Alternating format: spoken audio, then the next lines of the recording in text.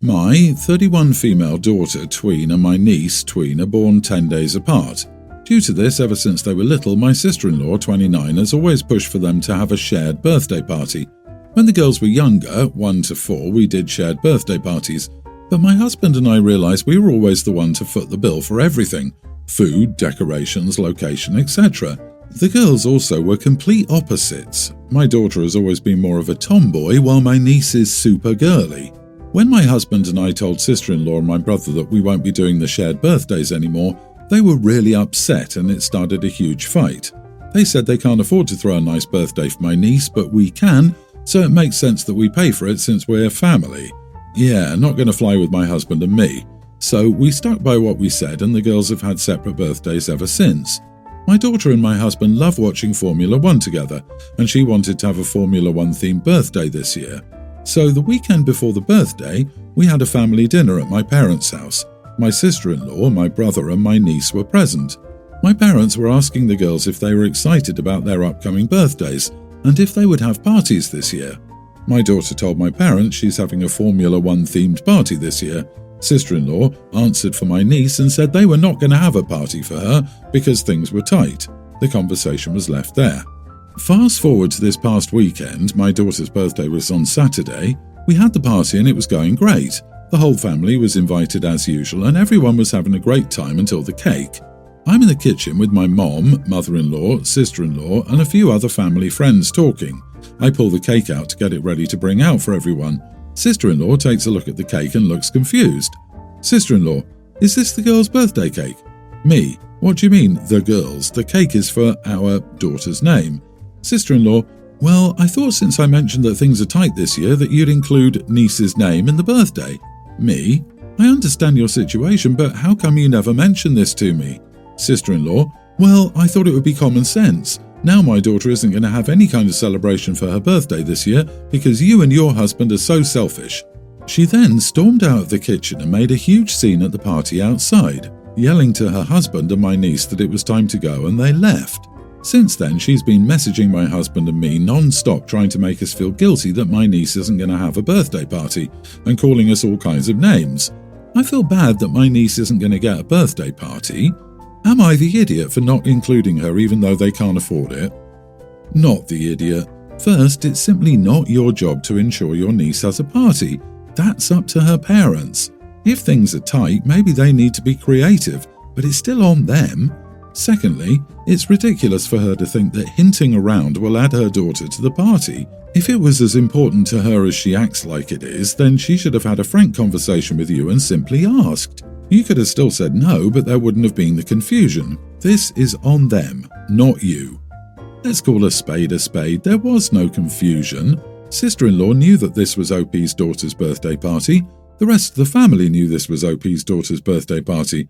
Sister-in-law was simply waiting for the time and place to make a scene and try to make OP look like the idiot. Your sister-in-law is a joke. I cringe whenever people say, but we're family. And if this is how brother and sister-in-law will continue to act, wish them well and go low contact until they can get their heads out their butts. I'm very confused.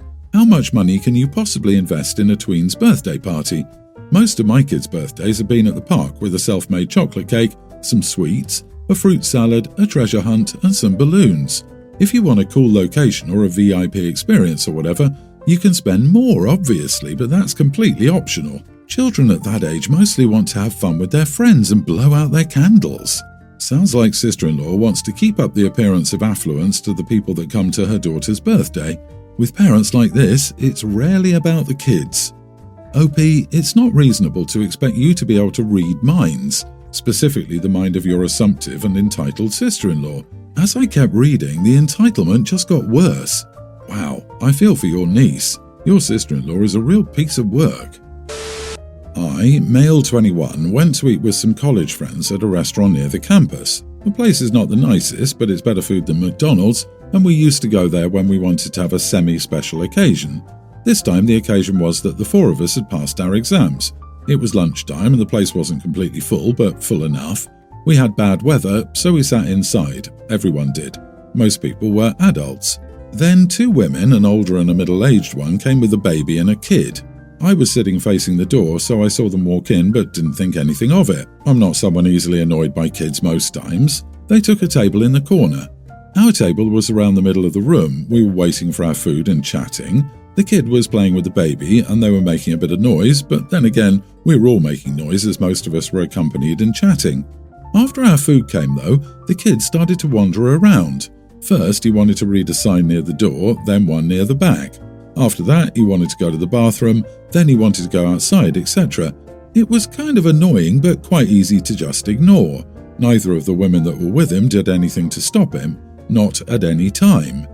At some point, the kid started to run around while yelling. He was playing something by himself. He went on, and neither of the women did anything. Other people were looking annoyed too. He even accidentally hit my friend's chair.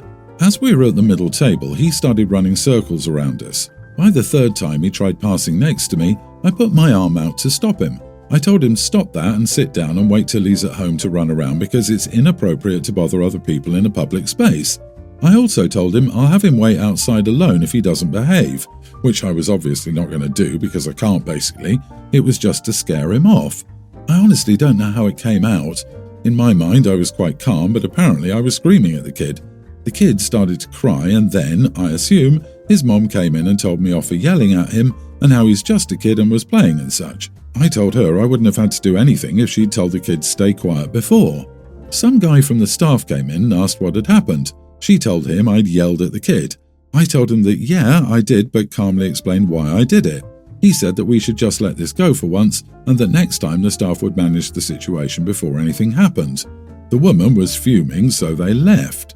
My friends told me I did in fact scream at the kid, but they were annoyed too and said they were about to complain to management about this kid. I honestly think that would have been the best idea, and now I think I took the wrong turn here. Your friends told you were screaming at a young child and you still don't know if you were an idiot. You threatened him with being left outside all alone until he cried and you still don't know if you're an idiot?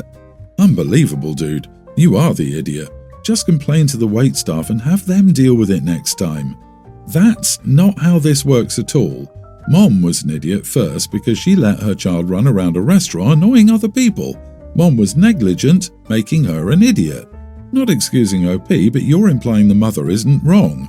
Definitely everyone's the idiot here situation, and I have to say, kids are little idiots. It's a parent's job to make sure their little idiot learns how not to be a full-grown idiot. Anyone who disagrees or says you can't call a kid an idiot is the one whose kid grows up to be the mother in this situation. Nope, the kid's mum was negligent, but OP took it out on her child, not her. That takes it straight into you are the idiot territory for me. He had a horrible reaction, and he took it out on a kid who apparently hadn't been taught better yet instead of the adult responsible for him. OP, by your friend's admission, you overstep your bounds in a big way. Learn to control your behaviour before you presume to dictate the same to a child. I, male 36, remarried after my late wife passed away. I have a son, teen. My current wife and I have been together for 2 years. She generally has a good relationship with my son, although they tend to have some disagreements from time to time. My son has a background in arts that involves wood. He used to help his grandfather with his woodworking and learned how to make handmade wooden items and use them as gifts. I planned a dinner party for my wife's birthday at a prestigious restaurant. The day before the party, she was cleaning my son's room and saw what he got her for her birthday, a wooden tree with mine, hers and his name on it. She talked with him and told me that while she thought it was a sweet gift, she asked him not to bring it to the restaurant and give it to her there. Why?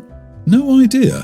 When my son told me this, I just had to call her out on it. She flat out said that she thought the gift looked ridiculous and she didn't want it to be seen in that prestigious restaurant and in front of her guests. I lost it on her and told her she should be ashamed of herself for saying this when my son was sincere and thoughtful. She swore she wasn't ashamed nor embarrassed by his work and even said she'll take the gift, but she simply didn't want it to be seen there. I told her not to worry about it since I'd decided to cancel everything. She went off on me, calling me unreasonable for outright cancelling her birthday over such a trivial thing. I refused to keep arguing, but she threw a fit about how I ruined her birthday and made her lose respect for me and my promises. My son kept the gift since she left the house 2 days ago, and her mom has been chewing me out for my decision and calling me an idiot for treating her daughter like this. It could be that it wasn't a big deal and I overreacted, but my son was feeling hurt by her request. Holy heck, not the idiot at all. Your wife doesn't sound like a very kind person at all, but incredibly shallow and cruel. This calls for a what the heck is wrong with her? Also, how old is she to have her mom chewing you out? Not seeing this mother-in-law anytime soon. She sounds like she's 19 or 20. This isn't a grown woman we're discussing here, and if it is, then wow. Cancel the whole marriage. What kind of wicked stepmother nonsense is this crap? I would have cherished any homemade gift my daughter or stepkids made me. I knew better at 19, so I'm not sure this is an excuse. A teen handmade a birthday gift for his stepmother. I don't know if she can see it's actually 2 gifts. 1, obviously the tree itself, and 2, the thought and work he put into it. Boy, she can plan her own party. Agree. That and the fact that the boy who lost his mother before stepmom came into the picture only 2 years ago feels strongly enough about her to put all their names on a tree, making it a family tree, saying he sees her as family. She should be crying tears of joy and parading that tree around town, shouting from the rooftops how much it means to her. Instead, she just ruined his trust, affection for her, and possibly any other woman his dad has a relationship with. My 25 female father, 58, has a guests come first policy. It's something he got from my grandfather. He loves calling people over and hosting small get-togethers, and it's happened enough for me to get used to it. What bothers me is that he expects me and my sister, 19, to bend over backward for him and his friends. Examples include designing our rooms specifically to use as guest rooms and berating me for not wanting to switch places with a guest at the dinner table. He wants my sister and me at these occasions but never actually interacts with us. He's never respected our time, boundaries, or work. Complaining or refusing to attend usually caused fights. I moved in with my fiancé, 25 male, after college. Our first son was born last month. My dad has been trying to convince us to come over for a party with his friends for a while. We've refused, mostly because our baby's first month has been exhausting. Yesterday, he invited us over to his apartment for dinner. This time, he promised something simple: burgers, bonding with the baby, and a movie. I was looking forward to spending time with my dad, so we agreed to come. When we got there to see the promised burgers, surrounded by about a dozen of my dad's friends, it was very obviously a meet my grandson dinner party. His drinking friends were all around, gushing and asking to hold my son. There was loud music playing and my baby started crying moments after we got there. I didn't even see my father for a while. The final straw was when my dad led us to where he wanted us to sit, at a coffee table in front of the TV. He'd moved stuff around to accommodate 2 placemats for my fiancé and me. It's not even tall enough for chairs. His friends fully occupied the dinner table and he didn't want to make his guests sit on the floor. He claimed to be hosting the dinner for us, but didn't even want us to sit at the table. I told my dad we had to go home. He tried to convince us to stay, but we left only 15 minutes after arriving. On the way home, my father called me furious about how excited his friends had been to meet the baby and how my fiancé and I were robbing him of spending time with his grandson. I told him I wouldn't sit on the floor with my baby just so that he could chat with his friends and that we were too tired and overwhelmed to deal with the dinner party. I explained that we only came because he promised it was just a movie night, not a party with his friends. He got annoyed and said that what mattered was spending time together and didn't listen when I argued that he didn't even expect us to be near him. My mom is on my side, they've been divorced since I was 7, and she's always hated that behaviour, but my sister is on my dad's. She says that he just wanted to spend time with us and introduce his first grandchild to his friends and that we could have sucked it up for a night. Am I the idiot? Edit, he didn't inform us there would be guests. The only other person I expected to see there was his current girlfriend, and I was okay with that. We had no reason to believe anyone else would be there. The other guests were mostly couples, plus 1 or 2 of his single friends. Most of my family lives in a different city, so none of the guests were my relatives. Not the idiot, I'm on the baby's side. Babies need calm, consistent, supportive environments. The poor kid is barely a month old.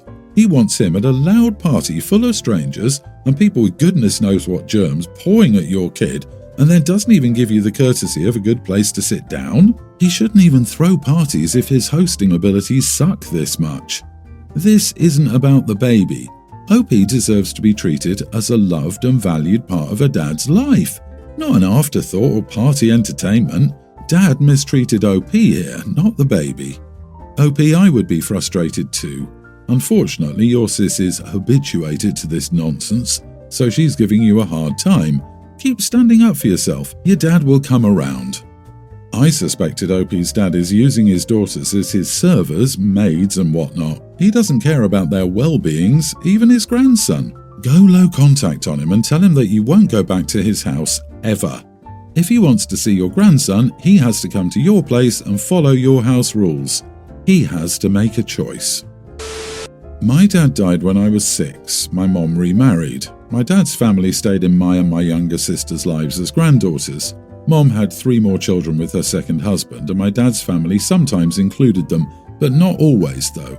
They would send them small gifts for their birthdays and Christmas. I'm now 21 and my sister is 19. Our grandfather died recently and left all his grandkids some money, as well as something of his that would remind us of him. I got a photo album we always used to look through together, and my sister got a chain she always admired of his. He also bought and left every grandchild a pin. My half-siblings didn't get included in this. My mom and her husband were not very happy. My half-siblings had been expecting something when they heard through Mom we got something. Mom and her husband confronted my grandmother, who asked why my half-siblings would have been left anything, and explained as far as she was aware, none of my dad's family would be including them as grandchildren or nieces or nephews in inheritance. My mom thinks we should stand with our half-siblings. My sister thought it was crazy. I told my mom she had no right to expect my dad's family would have included my half-siblings. She told me, of course she had a right. We're all still family and the kids have known them their whole lives. Am I the idiot? Not the idiot.